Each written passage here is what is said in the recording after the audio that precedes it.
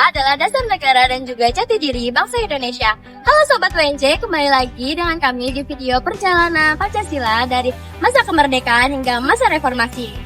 Bagaimana nilai-nilainya tetap bertahan, disalah fungsikan, dan juga masih relevan hingga saat ini. Pada tanggal 18 Agustus 1945, Pancasila sudah disahkan sebagai dasar negara. Nilai 5 luhur seperti ketuhanan, kemanusiaan, persatuan, kerakyatan, dan keadilan sosial sudah menjadi pedoman bangsa Indonesia. Tapi ada tantangan dari berbagai sisi. Pada tahun 1945 sampai 1950, adanya pemberontakan muncul seperti PKI di Madiun pada tahun 1948 yang menginginkan negara komunis, dan ada Darul Islam pada tahun 1949 yang menginginkan negara Islam, dan adanya APRA yang ingin meruntuhkan NKRI. Tapi Pancasila adalah kesepakatan kita bersama yang harus kita jaga. Di era Orde Lama pada tahun 1959 sampai 1966 di bawah Soekarno, yaitu masa pencarian jati diri. Interpretasi Pancasila sangat didominasi oleh karisma Bung Karno. Setiap pidatonya menjadi kebenaran yang mutlak. Implementasinya menyimpang. Dekret Presiden 5 Juli 1959 melahirkan demokrasi yang terpimpin.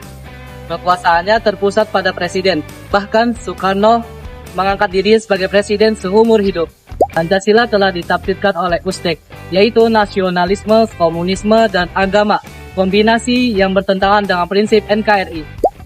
Puncaknya, G30 SPKI pada tanggal 30 September 1965, yaitu G30 SPKI pada tanggal 30 September pada tahun 1965,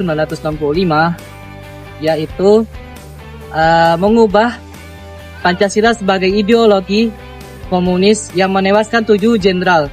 Di sini, Orde Lama membuktikan bahwa kebijakan yang menyimpang merusak urgensi dan esensi Pancasila. Peristiwa 30S menjadi pertanda berakhirnya pemerintahan Orde Lama dan dimulainya pemerintahan Orde Baru. Setelah dikeluarkannya Surat Perintah 11 Maret tahun 1966, dilantiknya Presiden Soeharto sebagai pengganti Presiden Soekarno. Presiden Soeharto menjanjikan mengembalikan Pancasila ke nilai aslinya. Presiden Soeharto mengeluarkan program P4, yaitu program yang bertujuan untuk menanamkan nilai-nilai Pancasila. Namun pada kenyataannya, program P4 menjadi alat penanaman doktrin bagi pemerintah. Pancasila ditafsirkan sebagai kepentingan politik dan ekonomi penguasa.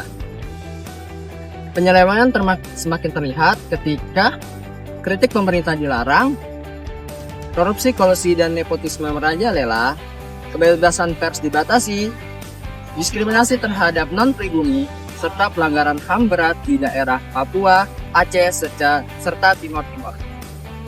Krisis ekonomi tahun 1997 menjadi pemicu awal terjadinya demo besar. Ketika Presiden Soeharto sudah berkuasa selama 32 tahun, akhirnya lengser karena demo besar pada tahun 1998 dan menjadi akhir dari pemerintahan Orde Baru.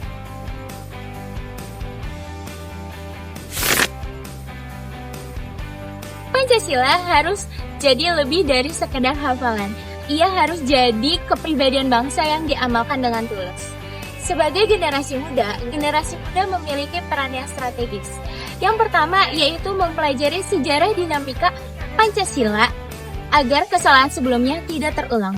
Yang kedua yaitu jadikan Pancasila sebagai pedoman hidup dalam setiap aspek. Yang ketiga yaitu mengamalkan nilai-nilai Pancasila dengan patriotisme yang tinggi. Yang keempat yaitu jadi benteng dari pengaruh yang merusak moral bangsa. Melestarikan Pancasila bukan hanya tugas pemerintah, tapi juga tugas tanggung jawab semua elemen bangsa.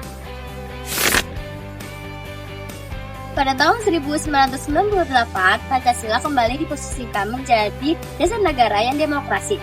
4 perubahan nyata di era reformasi. Yang pertama, politik. Pemerintahan bersifat demokrasi dan akuntabel. Yang kedua, ekonomi, di mana pemerintah menyejahterakan rakyat. Yang ketiga, sosial budaya, di mana menghargai keberagaman. Yang keempat, ada di hukum, di mana HAM diutamakan. Tapi tantangan itu baru saja muncul, bukan lagi tentang diktator ataupun pemberontakan, melainkan era globalisasi. Teknologi dan arus informasi mengenalkan kapitalisme, komunisme, dan juga liberalisme, di mana ini mempengaruhi masyarakat. Ideologi tradisional masuk dari berbagai cara. Tapi untungnya Pancasila itu bersifat dinamis atau terbuka. Makanya sampai saat ini masih relevan. Kesimpulannya adalah Pancasila telah melewati berbagai ujian, yaitu pemberontakan, kediktatoran, penyalahgunaan kekuasaan, dan tantangan globalisasi.